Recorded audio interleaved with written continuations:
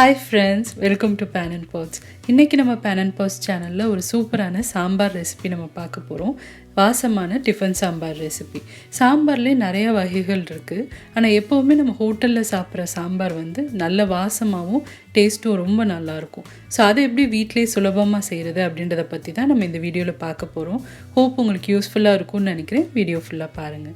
இந்த டிஃபன் சாம்பார் செய்கிறதுக்கு நம்மளுக்கு துவரம் பருப்பு தேவைப்படும். ஃபஸ்ட்டு வந்து குக்கரில் வேக வச்சிடலாம். ஒரு 3/4 கப் அளவுக்கு துவரம் பருப்பு எடுத்திருக்கேன். இதை வந்து நல்லா அலசிட்டு நம்ம வந்து வேக வைக்க போகிறோம். இதுக்கு தேவையான அளவு 1/2 கப் தண்ணி சேர்த்துக்கிறேன். அடுத்ததாக ஒரு 1/4 டீஸ்பூன் அளவுக்கு மஞ்சத்தூள், அடுத்ததாக 1/4 டீஸ்பூன் அளவுக்கு பெருங்காயத்தூள் சேர்த்துட்டு ஒரு 3 விசில் பக்கம் நல்லா வேக வச்சு எடுத்துக்கலாம். அதே மாதிரி சாம்பாருக்கு தேவையான ஒரு சின்ன சைஸ் லெமன் இருக்கும் இல்லையா, அந்த அளவுக்கு புளியை வந்து நான் தண்ணியில் வந்து சேர்த்து ஊற வச்சுருக்கேன். அடுத்ததாக பார்த்தீங்கன்னா சின்ன வெங்காயம் சேர்த்து பண்ணோன்னா நல்லாயிருக்கும். 15 சின்ன வெங்காயம் எடுத்திருக்கேன். ஒரு சின்ன சைஸ் வந்து உருளைக்கிழங்கையும் எடுத்து தண்ணியில் சேர்த்து நான் நறுக்கி வச்சுருக்கேன். அடுத்ததாக பார்த்தீங்கன்னா 1/4 கப் அளவுக்கு பீன்ஸ், 1/4 கப் அளவுக்கு கேரட். நீங்கள் எந்த காய்கறி வேணாலும் நீங்கள் சேர்த்து இந்த சாம்பார் பண்ணலாம். இப்போ நம்ம வந்து சாம்பாருக்கு ஃபஸ்ட்டாக ஒரு ஃப்ரெஷ்ஷாக மசாலா அரைக்க போகிறோம்.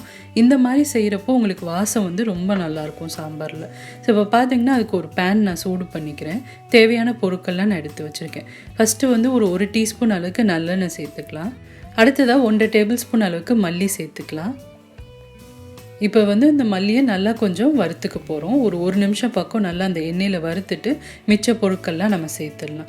இப்போ வறுபட்டதுக்கப்புறமா ஒரு டேபிள் ஸ்பூன் அளவுக்கு துவரம் பருப்பு நான் சேர்த்துக்கிறேன். அடுத்ததாக 1 டேபிள் ஸ்பூன் அளவுக்கு கடலைப்பருப்பு சேர்த்துக்கலாம். அடுத்ததாக பார்த்தீங்கன்னா ஒரு 3/4 டேபிள் ஸ்பூன் அளவுக்கு உளுந்து சேர்த்துக்கிறேன். இப்போ இதெல்லாம் சேர்த்துட்டு இதுவும் கொஞ்சம் லைட்டாக உங்களுக்கு கலர் மாதிரி வரணும், அந்த அளவுக்கு வறுத்துக்கலாம். இந்த மசாலா செய்கிறப்போ நம்ம வந்து தீயை மிதமான தீயில தான் வச்சு பண்ணணும், இல்லைனா உங்களுக்கு சீக்கிரம் கருகி போயிடும். சாம்பார் சாப்பிட்றதுக்கு நல்லா இருக்காது. ஸோ மீடியம் ஃப்ளேமில் வச்சு பொறுமையாக நம்ம இதை வறுத்துக்கலாம். எல்லாமே நல்லா வறுப்பட்டுருச்சு. அடுத்ததை பார்த்தீங்கன்னா ஒரு 1/4 டீஸ்பூன் அளவுக்கு வெந்தயம் சேர்த்துக்கலாம். வெந்தயம் வந்து கொஞ்சம் கம்மியாக தான் சேர்க்கணும், இல்லைனா சாம்பார் வந்து உங்களுக்கு கசப்பாயிடும். அடுத்ததாக 1 டீஸ்பூன் அளவுக்கு ஜீரகம் சேர்த்துக்கிறேன். அடுத்ததாக ஒரு 1/2 டீஸ்பூன் அளவுக்கு முழு மிளகு சேர்த்துக்கலாம். அதுக்கப்புறமா காஞ்ச மிளகாய் வந்து ஒரு 3 அளவுக்கு நான் சேர்த்துக்கிறேன். காரம் ரொம்ப வேண்டாம், ஏன்னா சாம்பார் வந்து உங்களுக்கு டேஸ்ட்டு நல்லா இருக்காது. ஒரு 3 மிளகாய் சேர்த்துட்டு நல்லா அதை வந்து கொஞ்சம் மிதமான தீயில் வச்சு நல்லா வறுத்துக்க போகிறோம். எல்லாமே கொஞ்சம் நல்லா செவந்து வரணும், அந்த அளவுக்கு இதை வந்து வறுத்துக்கலாம். இப்போ எல்லாமே வறுப்பட்டுருச்சு. இப்போ நம்ம இதை வந்து ஆற விட போகிறோம். ஒரு மிக்சி ஜாரில் சேர்த்துடலாம். இப்போ அடுத்ததாக அதே பேனில் நம்ம வந்து ஒரு டீஸ்பூன் அளவுக்கு நல்லெண்ணெய் சேர்த்துக்கோங்க. எண்ணெய் சூடானதுக்கப்புறமா ஒரு 5-6 பீஸ் அளவுக்கு சின்ன வெங்காயம் நம்ம சேர்த்துக்கலாம். இப்போ வெங்காயம் வந்து நல்லா உங்களுக்கு கொஞ்சம் வறுப்பட்டு வரணும், அந்தளவுக்கு ஒரு 2 நிமிஷம் பக்கம் நல்லா வறுத்துக்கலாம். இப்போ வெங்காயம் நல்லா வறுப்பட்டதுக்கப்புறமா ஒரு மீடியம் சைஸ் தக்காளி வந்து நான் சேர்த்துக்கிறேன். அடுத்ததாக ஒரு 1/4 கப் அளவுக்கு தேங்காய் சேர்த்துக்கலாம். இப்போ எல்லாமே சேர்த்தாச்சு. இதையும் கொஞ்சம் நல்லா நம்ம மசிஞ்சு வர வரைக்கும் வதக்கிக்கணும். ஸோ பார்த்தீங்கன்னா தேங்காயோட கலரும் மாறணும், அதே மாதிரி தக்காளியும் நல்லா கொஞ்சம் மசிஞ்சு வரணும். இப்போ பாருங்கள் எல்லாமே நல்லா வறுப்பட்டுருச்சு. இந்த அளவுக்கு வறுப்பட்டதுக்கப்புறமா இதை நல்லா ஆற வச்சுருங்க. ஆற வச்சதுக்கப்புறமா நம்ம அதே மிக்சி ஜாரில் சேர்த்துக்க போகிறோம். இது ரெண்டையும் ஒன்றா சேர்த்து தான் நம்ம கொஞ்சம் தண்ணி சேர்த்து அரைக்க போகிறோம். ஆனால் அப்படி நல்லா ஆறுனதுக்கப்புறமா அரைச்சிக்கோங்க. இப்போ எல்லாமே மிக்சி ஜாரில் சேர்த்தாச்சு. இது நல்லா ஆறட்டும். இது ஆறிட்டு இருக்க டைமில் நம்ம வந்து சாம்பார் செய்ய ஆரம்பிச்சிடலாம்.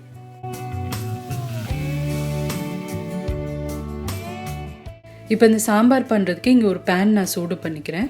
பேன் நல்லா சூடானதுக்கப்புறமா ஒரு 2 டீஸ்பூன் அளவுக்கு நல்லெண்ணெய் சேர்த்துக்கலாம். இந்த சாம்பாருக்கு வந்து நல்லெண்ணெய் சேர்த்தோம் அப்படின்னா நல்லா வாசமாக இருக்கும். அதனால் ஆரம்பத்துலேருந்தே நான் நல்லெண்ணெய் யூஸ் பண்ணி தான் செஞ்சிட்ருக்கேன். அடுத்ததாக பார்த்தீங்கன்னா ஒரு 10 சின்ன வெங்காயம் பக்கம் முழுசாக நம்ம சேர்த்துக்க போகிறோம். கட் பண்ணாமல் அப்படியே முழுசாக சேர்த்துக்கோங்க. அடுத்ததாக பார்த்தீங்கன்னா ஒரு மீடியம் சைஸ் தக்காளியும் நம்ம இதில் சேர்த்துக்கலாம்.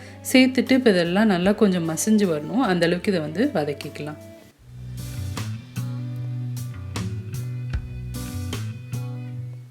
இப்போ வெங்காயம் தக்காளி எல்லாமே உங்களுக்கு நல்லா வறுப்பட்டுருச்சு. வறுப்பட்டதுக்கப்புறமா நம்ம நறுக்கி எடுத்து வச்சுருக்க பீன்ஸ், கேரட் இதெல்லாம் சேர்த்துக்கலாம். நீங்கள் இதில் தேவைப்பட்ட அவரைக்காய் சேர்க்கலாம், இல்லாட்டி முருங்கைக்காய் சேர்த்து கூட பண்ணலாம், அதுவும் ரொம்ப நல்லாயிருக்கும். இப்போ இந்த காய் வந்து ஒரு நிமிஷம் அந்த எண்ணெயில் நல்லா வதங்கணும். இது நல்லா வதங்கினதுக்கப்புறமா இந்த காய்க்கு தேவையான அளவு தண்ணி சேர்த்து நம்ம வேக வைக்க போகிறோம். நான் வந்து ஒரு 1/4 கப் அளவுக்கு தண்ணி சேர்த்துக்கிறேன். அடுத்ததாக பார்த்தீங்கன்னா ஒரு 1/4 டீஸ்பூன் அளவுக்கு மஞ்சத்தூள் சேர்த்துக்கலாம். அடுத்ததாக ஒரு 1/4 டீஸ்பூன் அளவுக்கு உப்பு சேர்க்குறேன். இந்த காய்க்கு தேவையான அளவு உப்பு சேர்த்துருக்கேன். இப்போ இது எல்லாத்தையும் நல்லா மிக்ஸ் பண்ணிவிட்டு ஒரு 2 நிமிஷம் பக்கம் நல்லா வேக வைக்க போகிறோம்.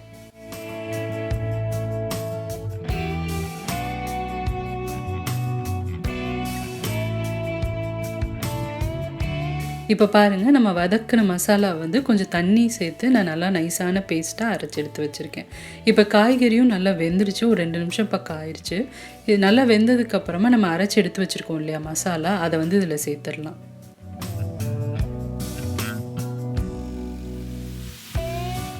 இப்போ மசாலா சேர்த்ததுக்கப்புறமா தேவையான அளவு நீங்கள் தண்ணி சேர்த்துக்கோங்க. ஏன்னா இந்த பேஸ்ட் வந்து நல்லா கொஞ்சம் கெட்டியாக வரும் சாம்பார். ஸோ அதனால் நான் வந்து இன்றைக்கி பார்த்தீங்கன்னா 1.5 கப் அளவுக்கு இப்போ தண்ணி சேர்த்துருக்கேன். தேவைப்பட்டால் நீங்கள் ஜாஸ்தி கூட சேர்த்துக்கலாம். இப்போ நம்ம ஊற வச்ச புளியும் நல்லா கரைச்சி அந்த தண்ணியை இந்த சாம்பாரோடு சேர்த்துக்க போகிறோம். புளித்தண்ணி சேர்த்தாச்சு. அடுத்ததாக நம்ம வேக வச்சு எடுத்த துவரம் பருப்பையும் இதில் சேர்த்துடலாம். இப்போ அவ்வளோதாங்க, எல்லாமே சேர்த்தாச்சு. நல்லா மிக்ஸ் பண்ணிவிட்டு உங்களுக்கு தேவைப்பட்டால் கொஞ்சம் தண்ணி சேர்த்துட்டு இதை நல்லா ஒரு 10 நிமிஷம் பக்கம் கொதிக்க விட போகிறோம். இதோட பச்சை வாசம்லாம் போகணும். அதே மாதிரி நம்ம சேர்த்த எல்லா பொருளும் நல்லா ஒன்று கலந்து அந்த சாம்பாரோட வாசம் வந்து ரொம்ப சூப்பராக வரும். இப்போ ஒரு 10 நிமிஷம் ஆயிடுச்சு. கடைசியாக நம்ம வந்து ஒரு டீஸ்பூன் அளவுக்கு வெல்லம் சேர்த்துக்கலாம். டிஃபன் சாம்பார் அப்படின்றனால நம்ம வெல்லம் சேர்த்துக்கிறோம். அதுக்கப்புறமா பொடியாக நறுக்குன்னு கொத்தமல்லி சேர்த்துட்டு நல்லா கிளறிடலாம். அவ்வளோதாங்க, ரொம்ப ரொம்ப வாசமான டிஃபன் சாம்பார் ஹோட்டல் ஸ்டைலில் நம்ம தயார் பண்ணிட்டோம். ரொம்ப சிம்பிள் தான், ஆனால் டேஸ்ட்டு பார்த்திங்கன்னா ரொம்ப ரொம்ப சூப்பராக இருக்கும். வீடே அவ்வளோ ஸ்மெல் வரும் இந்த சாம்பார் நீங்கள் செஞ்சீங்க அப்படின்னா. அந்தளவுக்கு ஃப்ளேவர்ஃபுல்லாக இருக்கும். இப்போ கடைசியாக இதுக்கு ஒரு தாளிப்பு ரெடி பண்ணிக்கலாம். எண்ணெயில் வந்து கொஞ்சம் கடுகு, கொஞ்சம் சீரகம் சேர்த்துருக்கேன். அது பொரிஞ்சதுக்கப்புறமா ஒரு காஞ்ச மிளகாவும் கொஞ்சம் கருவேப்பிலையும் சேர்த்துக்கலாம். இதெல்லாம் நல்லா பொரிஞ்சதுக்கப்புறமா நம்ம செஞ்சு வச்சுருக்க சாம்பாரோடு நீங்கள் வந்து இதை மிக்ஸ் பண்ணிடலாம். அவ்வளோதாங்க, சாம்பார் ரெடி ஆயிடுச்சு. இப்போ இந்த சாம்பார் யூஸ் பண்ணி நான் இன்றைக்கி வந்து சாம்பார் இட்லி பண்ண போகிறேன். அதுக்கு வந்து நார்மலாக நம்ம வந்து இட்லி ஊற்றுவோம் இல்லையா, அந்த மாதிரி நம்ம பிளேட்ஸில் வந்து கொஞ்சம் சாஃப்டான இட்லியாக ஊற்றிக்கலாம். இட்லி தோசை மாவு எப்படி அரைக்கிறது அப்படின்னு சொல்லி ஆல்ரெடி நான் பேன் அண்ட் பாட்ஸில் வீடியோ போஸ்ட் பண்ணியிருக்கேன். வீடியோவோட லிங்க்கும் நான் உங்களுக்கு டிஸ்கிரிப்ஷனில் தரேன், கண்டிப்பாக செக் பண்ணி பாருங்கள். இப்போ இட்லிலாம் நல்லா வெந்ததுக்கப்புறமா ஒரு பவுலில் இட்லியை நீங்கள் வச்சுட்டு நல்ல சாம்பார் நிறையா அதில் ஊற்றி ஊற வச்சு சாப்பிட்டீங்க அப்படின்னா ரொம்ப ரொம்ப டேஸ்ட்டாக இருக்குங்க. ஹோட்டலில் சாப்பிட்ற அதே டேஸ்ட்டில் சாம்பார் இட்லி இருக்கும். இந்த சாம்பாரை வந்து நீங்கள் எல்லா விதமான சவுத் இந்தியன் பிரேக்ஃபாஸ்ட்டுக்கும் சர்வ் பண்ணலாம். இது மாதிரி கிச்சடி கூட சர்வ் பண்ணலாம், ஊத்தாப்பம், அதுக்கப்புறமா வெண்பொங்கல், எல்லா விதமான பிரேக்ஃபாஸ்ட் ரெசிபி கூடயும் இதை சர்வ் பண்ணலாம். ரொம்ப ரொம்ப டேஸ்ட்டாகவும் ஃப்ளேவர்ஃபுல்லாகவும் இருக்கும். கண்டிப்பாக ட்ரை பண்ணி பாருங்கள், உங்களுக்கு ரொம்ப பிடிக்கும். ட்ரை பண்ணிங்க அப்படின்னா அந்த ஃபீட்பேக் அண்ட் கமெண்ட்ஸை என் கூட ஷேர் பண்ணிக்கோங்க. இந்த ரெசிபி பிடிச்சிருந்தது அப்படின்னா இந்த வீடியோக்கு ஒரு லைக் கொடுங்க. சேனலுக்கு இன்னும் சப்ஸ்கிரைப் பண்ணாதுங்க, மறக்காமல் பேன் அண்ட் பாஸ் சேனலுக்கு சப்ஸ்கிரைப் பண்ணுங்கள். இதே மாதிரி நிறைய இன்ட்ரெஸ்டிங்கான ரெசிபிஸோடு அடுத்து உங்களை நான் மீட் பண்ணுறேன். Fan and boss, fuel for life.